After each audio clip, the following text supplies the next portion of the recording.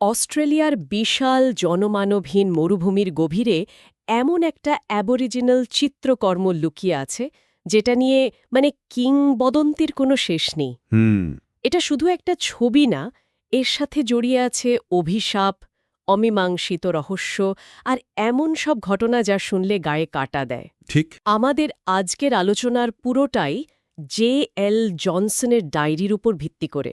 Johnson ছিলেন একজন নৃতত্ত্ববিদ, যিনি বছরের পর বছর ধরে এই ছবিটা নিয়ে যত গবেষণা হয়েছে, যত লোককথা শোনা গেছে, সব কিছু এক জায়গায় এনেছিলেন। তার ডায়েরিটা তো তাহলে এই রহস্যের একটা সম্পূর্ণ আর্কাইভের মতো। একদম। আর আমাদের আজকের আলোচনার লক্ষ্য হল এই ডায়েরির পাতা ধরে এগিয়ে যাওয়া আর বোঝার চেষ্টা করা কেন এই সাধারণ দেখতে ছবিটাকে একটা জীবন্ত সত্তা বা এক আধ্যাত্মিক কারাগার বলা হয়। এটা কি শুধুই আদিবাসী লোককথা, নাকি এর পেছনে এমন কোনো বৈজ্ঞানিক বা অতিপ্রাকৃত কারণ আছে যা আমরা এখনও বুঝে উঠতে পারিনি? আমরা একদম গোড়া থেকে শুরু করে এর সব দিক খতিয়ে দেখব। চলুন তাহলে শুরু করা যাক এর একেবারে পৌরাণিক কাহিনী দিয়ে। জনসনের ডায়েরি বলছে, আদিবাসীদের বিশ্বাস অনুযায়ী মরুভূমির কিছু এলাকা একেবারেই নিষিদ্ধ। হ্যাঁ, যেখানে অশুভ শক্তি বাস করে, তাই না? ঠিক তাই। আর এই ছবির একেবারে কেন্দ্রে যে বিশাল সাপটা দেখা যায়, সেটা সাধারণ কোনো সাপ নয়। এটা তাদের কিংবদন্তির রেনবো সার্পেন্টের এক ভয়ঙ্কর ক্রুদ্ধ রূপ। হ্যাঁ, এই সাপটা আসলে একটা পবিত্র খনির পাহারাদার। লোককথাটা এরকম যে বহু শতাব্দী আগে একদল লোভী লোক সেই খনি লুট করতে গিয়েছিল, আর তখন সাপটা জেগে ওঠে আর তাদের প্রত্যেককে জ্যান্ত গিলে ফেলে। আদিবাসীরা বিশ্বাস করে এই ছবিটা সেই ঘটনার একটা জীবন্ত দলিল, একটা সতর্কবার্তা।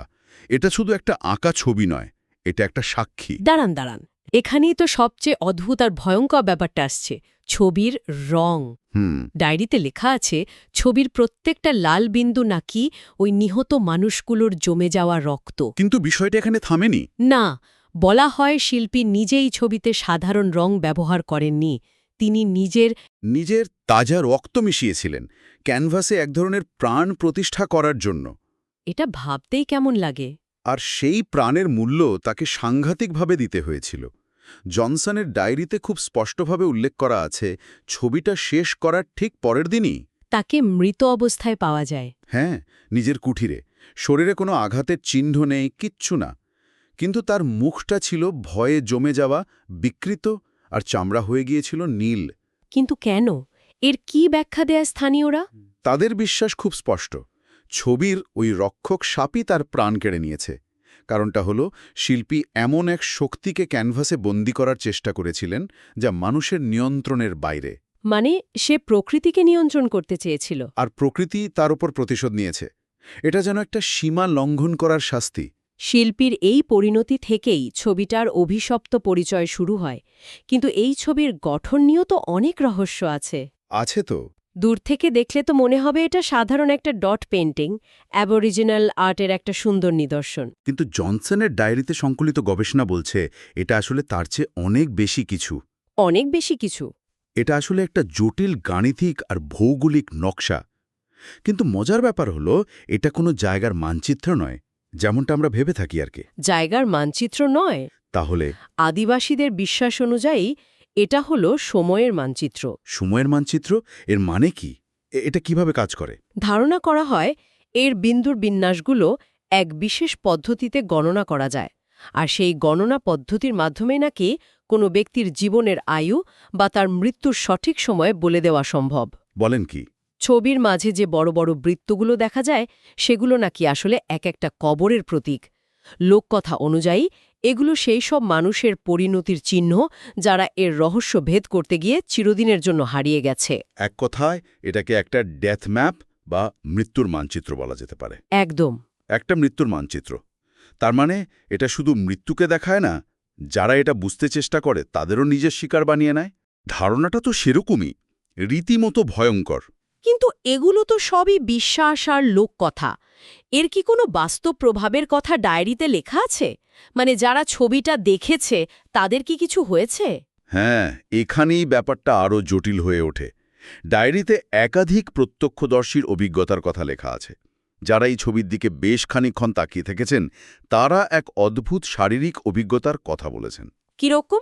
তাদের মনে হয়েছে ছবির ওই ঢেউ খেলানোর রেখাগুলো শিরদাঁড়ার স্নায়ুতন্ত্রের সাথে এক ধরনের ভিজুয়াল রেজোনেন্স তৈরি করছে। ভিজুয়াল রেজোনেন্স মানে কি এটার? চোখে দেখা একটা জিনিস শরীরে কম্পন তৈরি করতে পারে? ঠিক তাই, ব্যাপারটা অনেকটা একটা দোলনাকে সঠিক তালে ধাক্কা দেওয়ার মতো। ঠিক সময়ে ধাক্কা দিলে দোলনাটা যেমন আরও জোরে দুলতে থাকে, তেমনি এই ছবির সঠিক প্যাটার্নগুলো আমাদের স্নায়ুতন্ত্রের প্রাকৃতিক ফ্রিকোয়েন্সির সাথে মিলে যায়। আর তার ফলে একটা বাস্তব শারীরিক প্রভাব ফেলে। হ্যাঁ, চোখ দিয়ে একটা নকশা দেখা হচ্ছে, কিন্তু শরীর একটা কম্পন অনুভব করছে। এটা কোনো ছাক্কার নয়, এটা একটা শারীরিক প্রতিক্রিয়া। তার মানে ছবিটা শুধু মানসিকভাবে নয়, শারীরিকভাবেও দর্শকের ওপর প্রভাব ফেলে। এবং এর পেছনের তত্ত্বটা আরও গভীর। জনসনের ডায়েরিতে কিছু প্যারানর্মাল ফিজিসিস্টের কথা উল্লেখ আছে, যারা মনে করেন এই ছবিটা একটা এনার্জি ভ্যাম্পায়ারের মতো কাজ করে। এনার্জি ভ্যাম্পায়ার মানে জীবনী শক্তি শুষে নেয়? এটা তো সায়েন্স ফিকশন সিনেমার মতো শোনাচ্ছে। শুনতে অদ্ভুত লাগলেও তাদের তত্ত্বটা এটাই। তাদের মতে ছবিটা দর্শকের শরীর থেকে বায়ো ইলেকট্রিক্যাল এনার্জি, মানে আমাদের জীবনী শক্তি শোষণ করে নিজের অস্তিত্ব টিকিয়ে রাখে। এর কোনো প্রমাণ? এর প্রমাণ হিসেবে ডায়েরিতে একটা অদ্ভুত ঘটনার কথা বলা আছে। একটা প্রদর্শনীতে ছবির পাশে রাখা তাজা ফুলের তোড়া আর গাছের পাতা সাধারণের চেয়ে অনেক দ্রুত শুকিয়ে যাচ্ছিল। যেন কেউ তার সব প্রাণরস শুষে নিচ্ছে। ঠিক তাই। পিস করে ফিরে যাও বা দূরে থাকো এই ধরনের শব্দ শোনার কথা জানিয়েছেন। মনোবিজ্ঞান হয়তো একে অডিটরি হ্যালুসিনেশন বা শ্রুতিভ্রম বলবে, কিন্তু যখন একাধিক সম্পর্কহীন মানুষ একই ধরনের অভিজ্ঞতা শেয়ার করে, তখন বিষয়টা ভাবায়। একদম। শুধু শব্দই নয়, দৃষ্টির ব্যাপারটাও তো অদ্ভুত। ডায়েরিতে লেখা ছবির লাল বিন্দুগুলোর দিকে তাকালে মনে হতো ওগুলো আসলে অসংখ্য ছোট ছোট চোখ। হ্যাঁ, আর সেই চোখগুলো দর্শককে অনবরত পর্যবেক্ষণ করছে। এবং ঘরের যে প্রান্তেই যাওয়া হোক না কেন, মনে হতো দৃষ্টিটা অনুসরণ করছে। ঠিক, আর প্রত্যক্ষদর্শীরা জোর দিয়ে বলেছেন এটা কোনো অপটিক্যাল ইলিউশন ছিল না। তাদের অনুভূতিটা ছিল খুব বাস্তব, যেন ছবিটা সত্যিই জীবন্ত এবং সচেতন। একটা ভুতুরে গল্প বা কিংবদন্তি এক জিনিস, কিন্তু জনসনের ডায়েরি তো এই লোককথার সাথে ইতিহাসের একটা বাস্তব ঘটনাকেও জুড়ে দিয়েছে। যা পুরো বিষয়টাকে আরও রহস্যময় করে তোলে।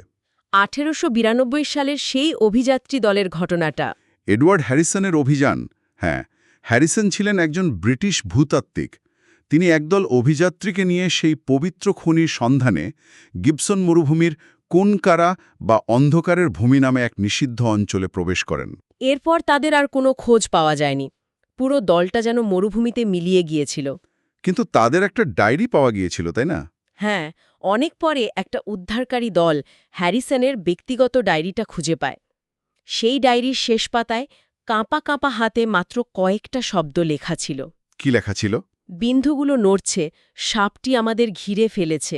এই বর্ণনাটা তো হুবহু সেই অভিশপ্ত চিত্রকর্মের নকশার সাথে মিলে যায়।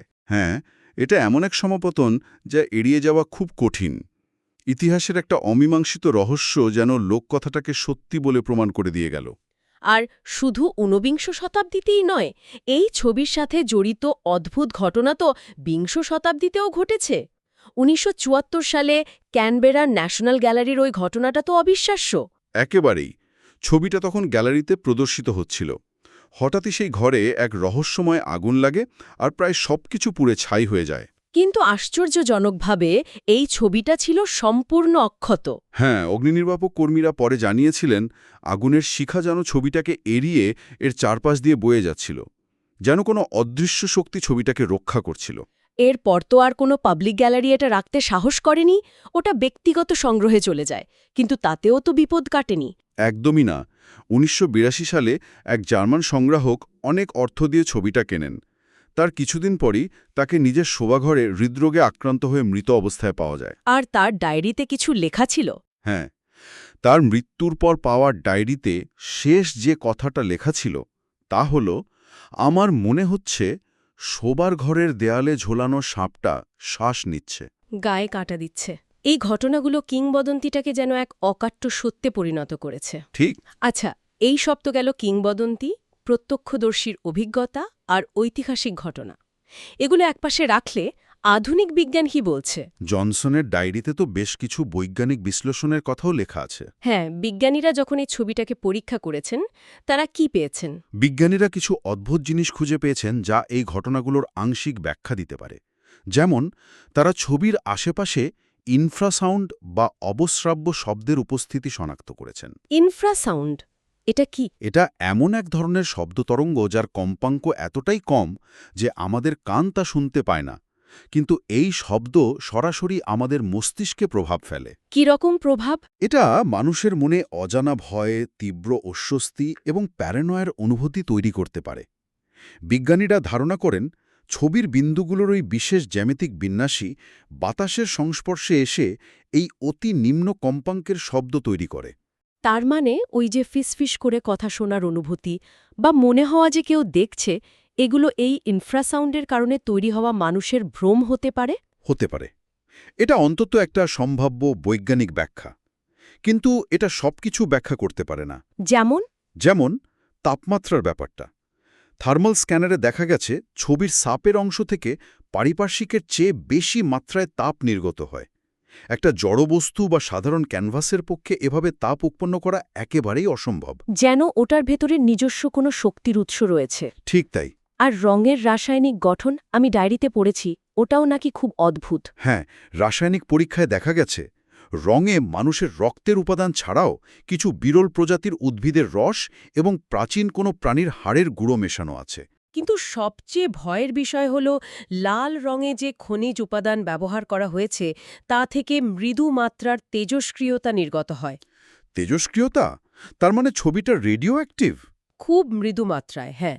এই তেজস্ক্রিয়তার মাত্রা সরাসরি প্রাণঘাতী নয়, কিন্তু দীর্ঘ সময় ধরে এর সংস্পর্শে থাকলে স্নায়বিক সমস্যা, হ্যালুসিনেশন বা মানসিক ভারসাম্যহীনতা দেখা দিতে পারে। এটা একটা বড় প্রশ্ন তুলে দেয়। শিল্পী কি জেনে শুনেই এমন উপাদান ব্যবহার করেছিলেন?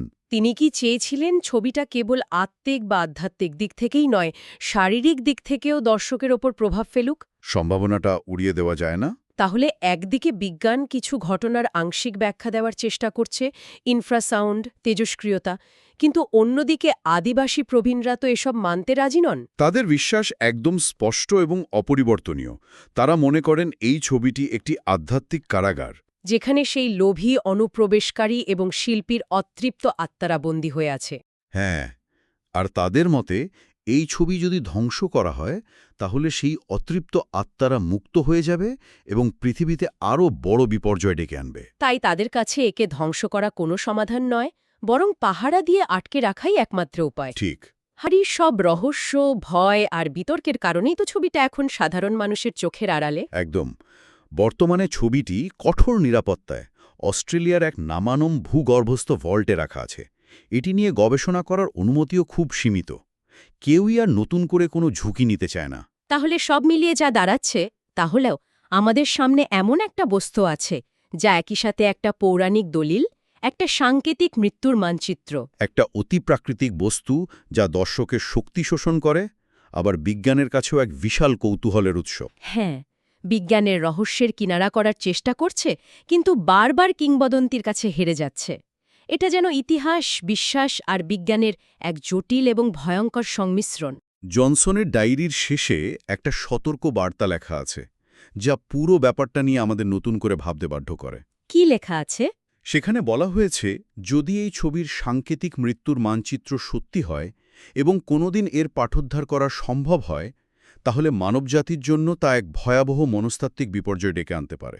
কারণ তখন মানুষ হয়তো তার জীবনের সবচেয়ে বড় অনিশ্চয়তা, মৃত্যুর সময় জেনে যাবে। ঠিক। প্রশ্নটা হলো, কিছু রহস্য কি অমীমাংসিত থাকাই ভালো? কে জানে, অন্ধকারের সেই রক্ষক সাপ আজও হয়তো তার খনি আর তার ছবি দুটোই নীরবে পাহারা দিয়ে চলেছে।